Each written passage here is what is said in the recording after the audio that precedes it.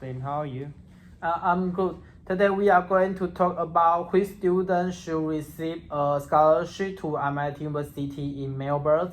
Let's say we have a first student who study at MIT University. Let's look at first student, Miss Tao. Tao learned a lot. The law is useful to society, but her academics go just in the moderation, and I think she hardly has to worry about tuition fee because it will come from her family. Before we choose, I think we should look at the other person before we making the decision. Yes. Maybe Tao will be better than the other. You are right. And the second student study at architecture. This will help us a lot and contribute to the society, but his score is so below average. And about his financially, I think he didn't care about this. And about the cost of going to the college, I think his family will pay for the tuition fee. I agree with you. What about Eric?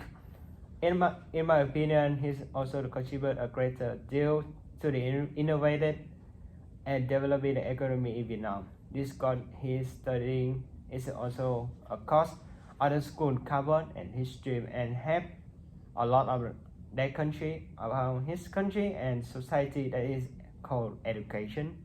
However, in the turn of his score, we can see from the scoreboard, we can also see that he is not less average than the first candidate we mentioned. You're right, but he's hard worker who does not rely on his parents. He spent all of his time to working at a shop coffee to afford for the cost of the university. In my opinion, she close and contributor with her insight and innovation. Believe she will be very helpful to society. Her name is Wu Huizhu. Yes, I see. As for the academic success, as we learned for her GPA score are all pretty good and far superior to the two for her peers before. And is smarter member combined with her odd talent. So I think he's a formidable opponent.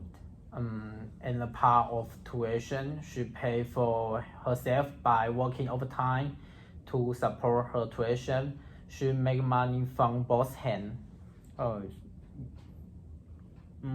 sum up from my perspective, I think Tao does not need a 200 RMIT scholarship because as we can see, she was full of it. One more thing I would like to prefer that is a personal score. He just received an average and he studied law for her private purpose and support for the society. Moreover, Nathan did not receive a MIT scholarship. Her family will take care of him. He does not need to worry about tuition. He may not to be good candidate from the MIT scholarship. What about Eric? And the last one, I think Eric wouldn't get a scholarship because his academic performance was just average, and moreover, he spends too much time working on his job instead of going to school, but he went to work, and so this grade was not accepted. You are right. Finally, I think Wu Huizhu is very worthy of the scholarship as far as grades are concerned. She doesn't care compared with the first three candidates. She combines intelligence and outstanding technology. Also, she studies game design and game in her pastime. This is pretty good reason to provide that she should receive a scholarship. So I totally with you. So thank you for your response. Yeah, thank you.